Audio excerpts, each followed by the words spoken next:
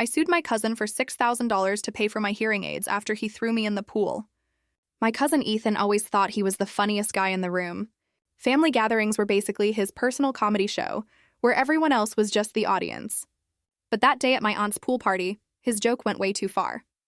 I've been wearing hearing aids since I was 12 after getting chronic ear infections that messed up my hearing.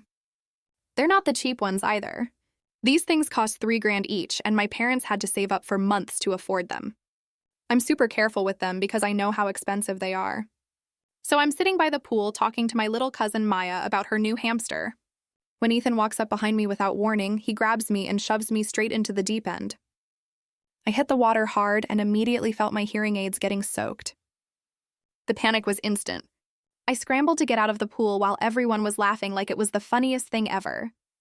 Ethan was practically doubled over saying stuff like, "Oh, come on, it's just water and stop being such a baby." I pulled out my hearing aids and they were completely dead. Water was literally dripping out of them. I tried explaining to everyone that these things cost $6,000 total and weren't waterproof. But Ethan just rolled his eyes and said I was being dramatic. My aunt tried to defend him, saying, "Boys will be boys and that insurance would probably cover it." When I told her my parents' insurance didn't cover hearing aid water damage, she suggested putting them in rice like they were wet phones. The worst part was when Ethan said maybe this was a good thing, because now I'd finally stop ignoring people when they talk to me. That's when I knew he had no idea how hearing loss actually works. My parents picked me up early and we went straight to the eyeologist the next morning. $6,000 in damage. Completely irreparable. The eyeologist said pool water is basically poison for hearing aids because of all the chemicals. I had to go 2 weeks without being able to hear properly while we figured out how to replace them. Do you know how hard it is to take notes in class when you can barely hear the teacher? Or how embarrassing it is when your friends think you're ignoring them? When my dad called Ethan's parents asking them to pay for replacements, they laughed and said accidents happen. His mom actually said we should have told everyone I was wearing expensive equipment before the party, like it was our fault for not announcing my disability loud enough. That's when my parents decided to take legal action. We found a lawyer who specialized in personal injury cases and filed a lawsuit for the full replacement cost plus court fees. Ethan's family tried to counter by saying I should have taken my hearing aids out before going near the pool. Their lawyer argued that reasonable people remove valuables around water. But our lawyer pointed out that hearing aids aren't jewelry you take off. They're medical devices that help me function normally. The case took 4 months, but we won everything. The judge ruled that pushing someone into water without consent is assault, especially when it damages necessary medical equipment. When the judge banged the gavel, it wasn't just a victory, it was validation. For months, I'd been treated like I overreacted to a harmless prank. But that ruling reminded everyone that my disability wasn't a joke. Ethan always had this need to be the center of attention. Growing up, he was the kid who'd hide behind doors to jump scare people, tie shoelaces together, and film funny reactions for social media. Most of us tolerated it because, well, family, but what happened that day crossed every line imaginable. After he pushed me into the pool, I remember sitting on the edge, dripping wet, feeling humiliated while the laughter echoed around me. I wasn't laughing. I couldn't even hear half of what they were saying because my aids were fried. The world suddenly went muffled, like someone had stuffed my head underwater even after I'd climbed out. I spent the next 2 weeks trapped in that silence again. The same silence I'd known as a kid before I got the devices that helped me live normally. Every class felt like torture. I'd watch my teacher's lips move, guessing words, pretending to understand. My friends got frustrated when I didn't respond, and I couldn't even explain properly because I didn't want to draw attention to myself. Ethan went on posting pool photos from that day with stupid captions like "epic splash." When we filed the lawsuit, his family acted like we'd betrayed them. My aunt called my mom crying, saying we were ruining Ethan's life over a mistake. My dad stayed calm but firm. He told her, "Your son's mistake cost my son his hearing for 2 weeks and $6,000 in damage." The courtroom part was surreal. Ethan looked nervous for the first time in his life. His lawyer tried to paint the picture that it was all an innocent prank, that I was sitting too close to the edge, as if that somehow justified it. But when our lawyer explained how vital hearing aids are, how they're not luxury gadgets but medical devices, the tone in the room changed. The judge even asked Ethan directly if he knew about my hearing condition. He admitted he did. That sealed it. The judgment came out in our favor. Ethan's parents were ordered to pay the full $6,000 plus court fees. But more than the money, It was the acknowledgement that what he did wasn't boys being boys. It was reckless, cruel. When we left the courthouse, my dad squeezed my shoulder and said, "You stood up for yourself today." And for the first time in months, I felt proud not just for getting justice, but for reminding everyone that disabilities aren't punchlines. A few weeks later, I got my new hearing aids. When I put them on, the world came rushing back, every sound crisp and alive again. The rustle of leaves, my mom humming in the kitchen, the dog's paws tapping on the floor. Things I'd missed more than I realized. Ethan hasn't spoken to me since the case, and honestly, that's fine. Maybe he finally learned that some jokes aren't worth the damage they cause, because now, every time I hear clearly, it's a reminder that standing up for yourself, even against family, isn't spite. It's self-respect. Story 2. I found lubricant and Viagra in my wife's purse. I didn't argue. I swapped them with Brilliant Green mixed with pepper spray. She and her boss came home covered in green after their work trip. But the worst part was still to come. Chapter 1. The Discovery. The evening was quiet, almost too quiet. My wife had been working late more often than usual these past few months, her perfume lingering longer than her excuses. The kind of silence between us wasn't the comfortable kind of married life. It was loaded, brittle, waiting to crack. That night, as she showered, I noticed her purse sitting half open on the dresser. I shouldn't have looked. I knew I'd find something I didn't want to see. But curiosity and suspicion aren't things you can always leash. I reached inside. At first, it was the usual clutter. Lipstick, receipts, hand lotion. Then my fingers brushed 2 items that didn't belong. A bottle of lubricant, a packet of Viagra. My stomach clenched. The air seemed to vanish from the room. She came out of the shower humming, oblivious, a towel wrapped around her hair. I slid the purse back exactly where it had been and forced my face into neutrality. She didn't notice a thing. Most men would have confronted her right then and there, shouted, demanded answers, but not me. I had a better idea. That night, while she slept, I retrieved the items again. Instead of tossing them or screaming in her face, I opened the bottles. One by one, I swapped their contents with something far more memorable. Brilliant Green dye, the kind that stained skin for weeks. A mix of pepper spray, carefully diluted, but enough to burn if applied. I resealed everything perfectly, slid them back in, and tucked her purse under the bed. No arguments, no suspicion, just patience. She thought she was planning a work trip with her boss. She had no idea I had already planned her return. Chapter 2. The Switch. She left on a Thursday morning, suitcase in hand, her heels clicking confidently on the driveway. She kissed me on the cheek. The kind of peck a stranger gives out of habit, not love. "Don't wait up," she said, her smile a little too polished. I just nodded, playing the role of the clueless husband. But inside, every clock ticked louder, counting down to the moment she'd walk into her own trap. That evening, I checked her messages from the cloud sync she never thought I knew about. There it was, her boss confirming the hotel. "Can't wait to finally use what you bought." My stomach twisted, but I forced myself to stay cold. The setup was perfect. They'd pack their little bag of toys. They'd trust the lube, the pills. They wouldn't know they just turned themselves into walking evidence. I didn't rage. I didn't drink. I simply cooked myself dinner, cleaned the kitchen, and went to bed early. Revenge isn't about noise. It's about timing. The next day, while she and her boss thought they were enjoying their trip, I was preparing for their grand return. I'd already photocopied the contents of her purse as proof, alerted HR anonymously about rumors of inappropriate conduct between the boss and his subordinate, called a friend in the press, feeding them whispers about corruption in her boss's department. By the time they returned, the stage would be set, and return they did, only not the way they left. It was late Sunday night when I heard the car door slam, followed by muffled shouting. I peeked out the window just as the headlights cut across the driveway. There they were, both of them, covered in streaks of glowing green, faces twisted in agony, scratching at burning skin. They had no idea the real pain was still to come. Chapter 3. The Green Walk of Shame. The neighbors must have heard the commotion before I even opened the door. Lights flicked on across the street. Curtains twitched. Phones started recording. By the time I stepped outside, my wife and her boss were stumbling up the driveway. Glowing streaks of brilliant green smeared across their clothes, their faces red and raw from the pepper spray burn. They looked like monsters from a bad cartoon. "Good God!" old Mrs. Henderson from next door gasped, clutching her pearls. "Is that paint?" another neighbor whispered, phone already filming. No one had to ask twice. The scene explained itself. Two respectable professionals returning from their business trip, looking like they'd been dunked in neon slime, gasping and clawing at their skin. She staggered toward me, eyes watering, her once perfect hair plastered to her face. This isn't what it looks like, she wheezed, choking on her words. I raised an eyebrow, calm, controlled, exactly the opposite of her panic. Really? Because it looks exactly like what it is. Her boss tried to step forward, but another wave of pepper burn hit him. He collapsed to his knees, coughing.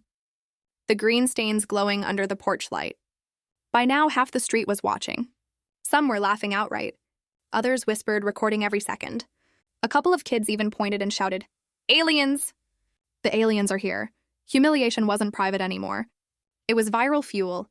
I folded my arms, letting her feel the weight of every eye on her. "You spent years trying to make me feel small," I said, my voice steady. "Turns out the only small thing here is your dignity." And with that, I turned, walked inside, and shut the door. But this wasn't over, because come Monday morning, her boss's office and HR would see those exact same stains under fluorescent lights. Chapter 4, The Office Scandal. Monday morning came like a storm. My wife thought maybe, just maybe, she could wash the humiliation off her skin, hide behind makeup, and pretend it had never happened. But the world had other plans. No matter how many showers she took, faint streaks of brilliant green clung to her skin, glowing under fluorescent lights like a brand of shame. Even worse, her boss was in the exact same condition. When they both walked into the office side by side, colleagues froze. Whispers cut through the air like knives. Phones were raised, photos snapped, and within an hour, the building was buzzing with gossip. Why do they both look like that? Were they together? Wait, weren't they supposed to be on a business trip? The dots connected themselves. By noon, HR summoned both of them. They tried to deny it, but the evidence was smeared across their clothes, their skin, and even their car, which still reeked of pepper spray. Someone had even uploaded a video from my neighborhood to social media. By the time HR pulled it up, it already had tens of thousands of views. Two supposed professionals stumbling green and blind in the middle of suburbia. There was no coming back from that. Her boss cracked first. Faced with suspension, humiliation, and pressure from higher-ups, he tried to throw her under the bus. She initiated everything. He stammered, sweat rolling down his neck. But the more he spoke, the deeper the hole dug itself, because every word confirmed what the company feared most: inappropriate workplace relationships. By evening, he was on leave pending investigation. And she was next. That night she called me, her voice trembling. Why are you doing this? You've ruined me. I let her words hang in the air before replying, calm and deliberate. No, you ruined you. I just made sure the world saw it, and I hung up. Chapter 5, The Collapse at Home. Her career was the first domino to fall, but it wasn't the last. By the time she stumbled home after that disastrous day at work, the world she once controlled was already unraveling. Her parents called that evening. They had seen the video too. The one plastered across social media with captions like "business trip gone wrong" and "when the office romance leaks." Her mother's voice cracked through the phone. Do you know how embarrassing this is? Everyone in our community is talking. We can't even step outside without whispers. Instead of sympathy, she got rage. Instead of comfort, she got shame. The so-called friends who once filled her weekends with brunches and shopping trips stopped answering her texts. Some unfriended her on social media, afraid her scandal would splash onto them. Others just quietly drifted away, pretending they never knew her. The silence was worse than the laughter, because it was proof she had no real allies. Even the neighbors joined in. Parents who once waved at her across the street now pulled their kids closer when she walked by. They didn't want that kind of woman near their families. Every glance she received was either pity or disgust. Every step outside felt like walking through quicksand. Her boss's suspension meant she was now the breadwinner. Except she didn't have a job anymore either. With bills piling up, credit cards maxed, and no one willing to lend a hand. The house that once felt like a throne became a prison. And me, I was nowhere in sight. My side of the closet empty, my chair at the table gone. She was left to stew in the echo of her own lies. I knew the real storm was still coming because the financial ruin hadn't even started yet. Chapter 6, The Financial Freefall. The scandal had already torched her reputation, but now it was coming for her wallet. And unlike whispers in the neighborhood, money problems don't go away. They grow fangs. Within weeks, letters began piling up. Bright red final notice stamps screamed from envelopes she tried to hide under magazines. The phone rang at odd hours, collectors demanding payments she could no longer stall. Her business trips had drained our savings long before the scandal. Credit cards I never even knew she had were now maxed, interest bleeding her dry. Then came the hammer blow. I had quietly pulled back everything in my name before walking out. The joint account closed, the car legally mine. Even the house deed had my name alone, something she never paid attention to because she was too busy playing the queen. She went to the bank one morning expecting to withdraw cash for groceries, only to find her card declined again and again. The cashier's polite smile didn't soften the humiliation when she asked to try a fourth card and still got the same result. Insufficient funds, the same coworkers who once applauded her for bagging the boss now whispered behind her back. Invitations to parties vanished. Her phone, once buzzing with gossip and brunch plans, stayed silent. Every network she had built, social, professional, even family, dissolved in days. But I wasn't finished. The debts, the shame, the green-stained scandal, they were all heavy blows. But I wanted the finishing strike to come directly from me. So one afternoon, she opened her door to find a package. Inside was the purse where I had first discovered the lubricant and pills, the spark that set all this in motion. But now tucked neatly inside were copies of the divorce decree finalized, and on top of the papers, a single note in my handwriting. You always wanted freedom. Now you have it paid in full. She sank to the floor, clutching the papers, realizing this wasn't just the collapse of her marriage. It was the complete collapse of her carefully crafted double life. Chapter 7. The public humiliation. The private cracks in her life weren't enough. Fate, it seemed, had saved the cruelest blow for last, and it came in the form of public exposure. The photo that wouldn't die. Someone at that hotel had taken a picture the night she and her boss stumbled out. Faces smeared in streaks of brilliant green, clothes ruined, clutching each other like two cornered thieves. It had been passed around quietly at first, whispers in office group chats, a few snickers at local cafes, but then it hit social media. The caption read, "When your work trip turns into a slime show." Within hours, it went viral. Her face, once carefully curated on Instagram with filters and perfect lighting, was now plastered across memes, comments dripping with cruelty. Her boss, the man she had staked everything on, couldn't withstand the storm either. His wife filed for divorce. The company board voted him out, citing reputational damage. And when the green-stained video from the hotel security footage leaked, him clawing at his eyes while she screamed, it sealed his fate. He became the punchline of late-night jokes. She became the stain beside him. Her family, who once defended her career-driven ambition, turned cold. Invitations stopped. Phone calls went unanswered. Even her closest friends distanced themselves, afraid of being associated with her humiliation. The same woman who once strutted with arrogance now walked with her head down, avoiding eye contact in the grocery store, praying no one would recognize her. And me? I didn't gloat publicly. I didn't need to. The world had already done the work for me. But one evening, sitting at a cafe, I overheard two strangers laughing about the Green Affair scandal.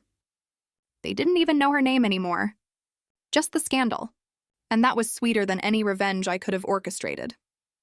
She wanted to play me for a fool. Instead, she and her lover became the world's entertainment.